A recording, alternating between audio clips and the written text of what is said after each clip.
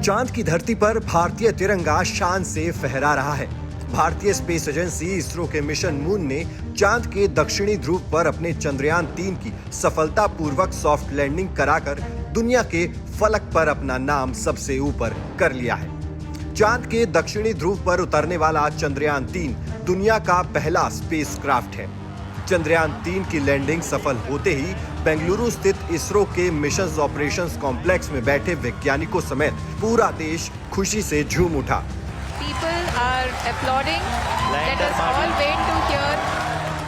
जैसे जैसे लैंडर चांद की धरती की तरफ बढ़ रहा था, देश भर के लोगों की धड़कनें बढ़ने लगी।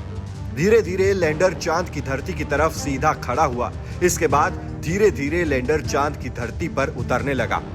जैसे ही 6:04 पर चंद्रयान 3 ने चांद की धरती को चूमा, पूरा देश खुशी से झूम उठा।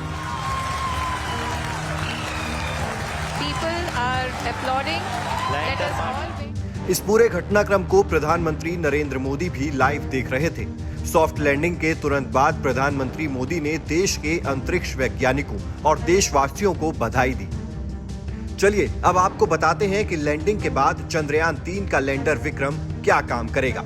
दरअसल अब लैंडर विक्रम के पेट से रोवर प्रज्ञान बाहर निकलेगा। दोनों मिलकर चांद के साउथ पोल का हाल बताएंगे। चंद्रयान 3 मिशन भारत ही नहीं बल्कि पूरी दुनिया के लिए बेहद अहम है।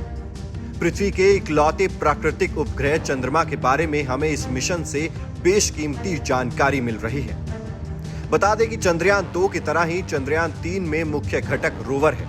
चंद्रमा पर लैंडर की सॉफ्ट लैंडिंग के बाद रोवर उसमें से निकलेगा और चंद्रमा की सतह पर घूमकर शोध करेगा, जानकारी जुटाएगा। चंद्रयान 3 के रोवर का वजन केवल 26 किलोग्राम है। इसमें 6 पहिए लगे हुए हैं। इसमें बिजली उत्पादन के लिए सोलर पैनल के साथ बैटरी भी शामिल है। 91.7 सेंटीमीटर लंबा, 75 सेंटीमीटर चौड़ा और 39.7 सेंटीमीटर ऊंचा रोवर अपने 6 पहियों की मदद से चंद्र सतह पर चलेगा।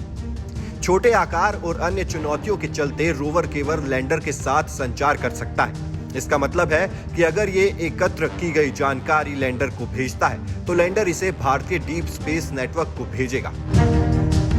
बता दें कि रोवर में 2 प्रमुख उपकरण हैं।